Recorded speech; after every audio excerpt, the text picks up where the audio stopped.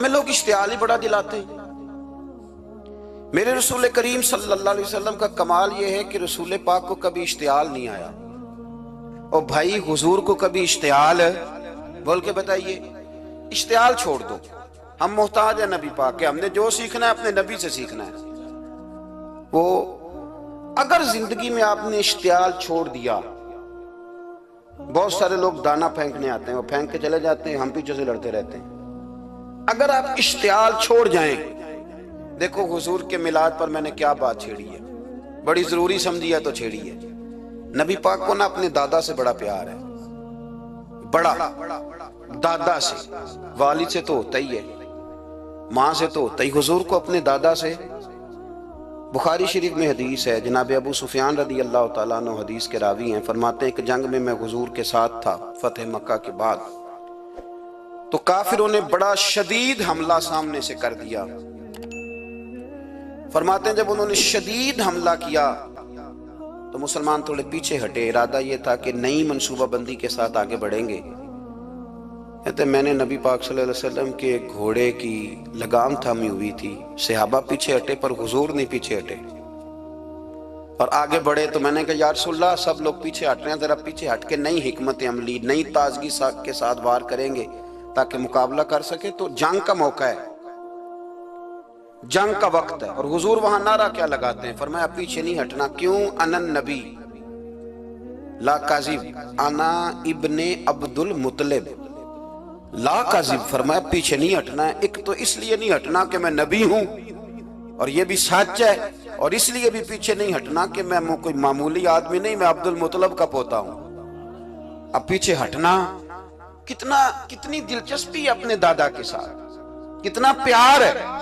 ضروری نہیں دادا پی ایچ ڈی ہو تو پھر ہی پیار کیا جائے، یہ بھی ضروری نہیں کہ دادا کروڑ پتی ہو تو پھر بھی پیار کیا جائے، یا دادا پیر ہو، صوفی ہو، عالم ہو تو پھر ہی پیار کیا جائے۔ ماں باپ تو ماں باپ ہی ہوتے ہیں، ماں باپ تو ماں باپ ہوتے ہیں۔ مجھ سے کوئی کہے میں اپنی اماں پہ 6 جلدوں میں کتاب لکھ سکتا ہوں، میں ذمہ داری سے کہہ رہا ہوں، وضو کے ساتھ بیٹھا ہوں۔ اگر کبھی اللہ مجھے موقع دے تو میں کئی جلدوں میں اپنے والد پر کتاب لکھ سکتا ہوں۔ یہ ضروری تو نہیں کہ ماں باپ پڑھے لکھے ہوں تو پھر ہی ان پہ لکھا جا سکتا ہے۔ ماں اگر اپلے بھی تھاپتی ہو نا، اسے الف با تا سا نہ بھی دیکھ کے پڑھنا آتا ہو تو بیٹے سے پیار کتنا کرنا ہے یہ اسے آتا ہوتا ہے، یہ اللہ اسے دیکھ کے بھیجتا ہے، اس کے لیے کسی پی ایچ ڈی کی ضرورت یہ اسے پتا ہوتا ہے، یہ اللہ تعالیٰ اس کے سینے میں پہلے اتارتا ہے۔ نبی پاک صلی اللہ علیہ وسلم کو بڑا پیار ہے۔ آنا ابن عبد المطلب، اور میں کوئی معمولی آدمی نہیں، میں عبد المطلب کا پوتا ہوں۔ یہ جنگوں میں حضور اعلان کرتے۔ اب دوسری کتاب دیکھی الوفا شریف میں اور شفا شریف میں حدیث ہے، حضرت عمر فاروق راوی ہیں، فرماتے میں کھڑا تھا، یہودیوں کا ایک بہت بڑا عالم ہے، زید بن دسنا اس کا نام ہے، حضرت بلال حبشی رضی اللہ تعالیٰ عنہ فرماتے ہیں کہ جب کہیں ضرورت پڑتی تھی تو ہم لوگوں سے قرضہ لیتے تھے۔ وہ ایک دن مجھے کہنے لگا مجھ سے قرضہ لے لیا کرو، میرے پاس پیسے پڑے ہوتے ہیں۔ میں نے اس سے قرضہ لے لیا نبی پاک صلی اللہ علیہ وسلم کے مہمانوں کے لیے، کیونکہ میری ذمہ داری تھی مہمانوں کی دیکھ بھال۔ آپ فرماتے ہیں کہ ابھی اس کے حضرت عمر فرماتے ہیں کہ وعدے میں 3 دن باقی تھے، میں حضور کے ساتھ تھا، وہ عالم تھا یہودیوں کا، تورات جانتا تھا، تو چوک میں اس نے کھڑا کر لیا اور کھڑا کر کے کہنے لگا نبی کریم صلی اللہ علیہ وسلم سے کہ میرے پیسے دیں۔ تو حضور صلی اللہ علیہ وسلم نے فرمایا کہ ابھی تو 3 دن باقی ہیں وعدے میں، انشاءاللہ وعدے پہ دے دیں گے۔ میں نے جو مضمون چھیڑا ہے وہ میں نے مکمل کرنا ہے، آپ میری بات پہ توجہ کرنا۔ میں کہہ چکا ہوں کہ حضور کو دادا سے بڑا ہی پیار ہے۔ اب وہ یہودیوں کا عالم کیا کہتا ہے نبی پاک کو، تانا کس طرح دیتا ہے، معاذ اللہ ثم معاذ اللہ، نقل کفر کفر نہ باشا۔ جب حضور نے کہا نا ابھی 3 دن باقی ہیں تو کہنے لگا جی معاذ اللہ ثم معاذ اللہ، پھر معاذ اللہ، کروڑ دفعہ معاذ اللہ۔ کہنے لگا جی عبد المطلب کی اولاد کا طریقہ یہ ہے، پیسے لے لیتے ہیں پھر واپس نہیں کرتے، ہے نا اشتعال والی بات۔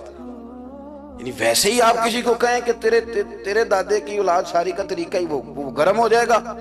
اور اگر یہ کہہ دیا جائے اس ذات کے بارے میں جس سے آپ پیار بھی عشق کی حد تک کرتے ہوں، تو اب تھپڑ تو بنتے ہیں نا 4، اب ڈنڈا تو بنتا ہے نا۔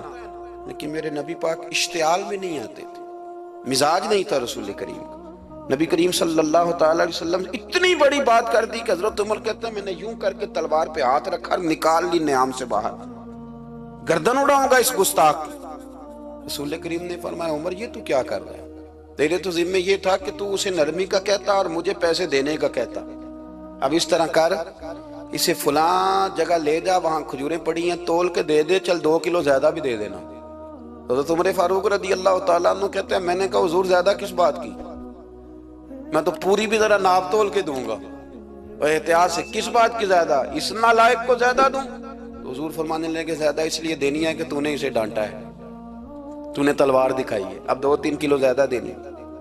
حضرت عمر کہتے ہیں میں لے گیا، میں نے 2-3 کلو کھجوریں زیادہ دی، پر وہ میرے اندر جو اس کے بارے میں کوفت تھی وہ جاتی نہیں تھی، میرا دل کرتا تھا کاٹ ڈالوں اسے، اور جب میں نے دے لی نا تو میرے قریب آیا، میرے گھٹنے پہ ہاتھ رکھا۔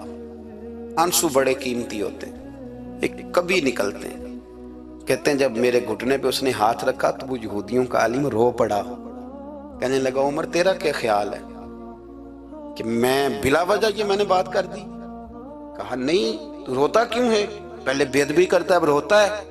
تو کہنے لگا عمر میں کوئی معمولی آدمی نہیں، میں پڑھا لکھا بندہ ہوں، معمولی ہوتا تو جلدی مان جاتا، میں تورات کا، انجیل کا، زبور کا عالم ہوں، میں نے آخری نبی کی ساری صفتیں اپنی کتابوں میں پڑھی ہیں، میں نے ساری باتیں چھپ چھپ کے نبی پاک میں دیکھ لی تھی۔ ایک بات میں نے حضور کی آزمانی تھی ابھی، وہ یہ تھا کہ نبی پاک کے سامنے جتنی بھی جہالت کرو گے نا، اللہ کے رسول کا حلم اس پر غالب آ جائے گا، حضور کا صبر اس پر غالب آئے گا۔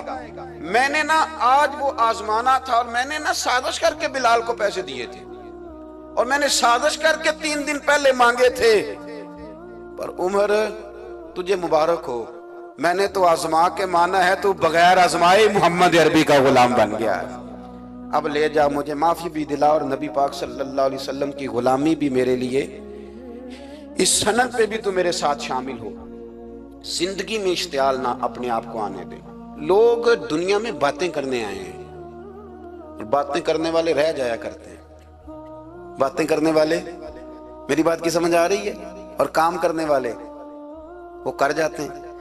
اگر آپ باتوں پہ آپ وقت گزاریں گے تو رہ گئے۔ اشتعال، وکیلوں کو بھی یہاں اشتعال آتا ہے، یہاں ڈاکٹروں کو بھی اشتعال آتا ہے، یہاں فلانے کو بھی اشتعال آتا ہے، یہاں بھئی آپ کس چکر میں پڑ گئے؟ اگر آپ کو اشتعال ہی آنا ہے، آپ دیکھیں نا اہل طائف نے نبی پاک کے ساتھ کیا کیا۔ تاریخ میں نا کچھ الفاظ ایسے ہیں جو پڑھے نہیں جاتے۔ جب انہوں نے کہا کہ معاذ اللہ آپ نبی ہیں جو دروازہ دروازہ گھوم رہے ہیں، آپ نبی ہیں جن کے ساتھ لشکر ہی کوئی نہیں، پیسے ہی کوئی نہیں، آپ ہیں، اتنے سخت جملے، پتھر بھی مارے۔ اشتعال تو 1.5 منٹ میں آ جاتا بندے کو، اور ہمارے ہاں تو رہ بھی صرف اشتعال ہی ہے، صرف اشتعال ہی ہے، جس کو دیکھو اسے اشتعال ہے، ادھر بھی لڑائی، ادھر بھی دنگا، ادھر بھی فساد۔ بھئی آپ چھوڑیں۔